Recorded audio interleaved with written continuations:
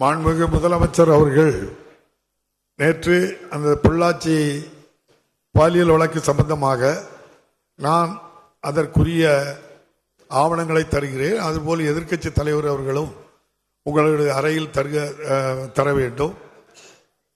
2 பேருடைய ஆவணங்களையும் நீங்கள் சரிபார்த்து நீங்களே ஒரு தீர்ப்பு வழங்கலாம் என்று சொல்லி நம்முடைய மாண்புமிகு முதலமைச்சர் அவர்கள் சொன்னதின் அடிப்படையில் மாண்புமிகு முதலமைச்சர் அவர்களும் தங்களிடம் இருந்த அந்த ஆவணங்களை என்னுடைய கவனத்திற்கு தந்தார்கள்.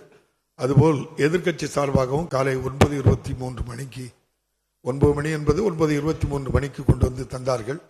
அங்கே பேசி முடிவெடுக்கப்பட்டு இத்தோடு இதை ஒவ்வொரு 2ஐயும் ஆய்வு செய்ததில் நம்முடைய மாண்புமிகு முதலமைச்சர் சொன்ன உண்மைகள் அப்படியே இருந்தது.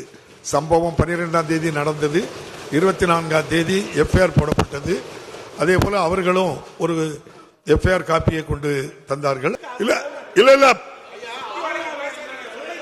2 பேருடைய இல்ல நீங்க கொடுத்த ஆதாரங்களை நான் பார்த்து 2ஐயும் பார்த்தேன். நான் சொல்ற தீர்ப்பை நீங்க ஏற்றுக்கொள்ள வேண்டியதுதான், அவ்வளவுதான் தீர்ப்பு. ஆதாரம் கொடுத்திருக்கீங்கன்னா 19ஆம் தேதி பாதிக்கப்பட்ட பெண்ணினுடைய சகோதரர் காவல்துறை கண்காணிப்பாளரிடம் மனு கொடுக்கிறார், புகார் மனு கொடுக்கின்றார். அந்த புகார் மனுவை டிஎஸ்பி பாருங்கன்னு சொல்றாங்க. அவர் 19ஆம் தேதியிலிருந்து டிஎஸ்பி 22ஆம் தேதி தான் பார்க்க முடியுது. அவர் போலீஸ் ஸ்டேஷனுக்கு போங்க பொள்ளாச்சி ஈஸ்டுக்கு. அதுக்கப்புறம் தான் 24ஆம் தேதி அந்த பெண்ணிடம் பாதிக்கப்பட்ட பெண்ணிடம் ஒரு கையெழுத்தை வாங்கி ஒரு எஃப்ஐஆர் பதிவு பண்ணிருக்கு. அதான் உண்மையை தவிர அதுல வேற எந்த இதுவும் இல்லை.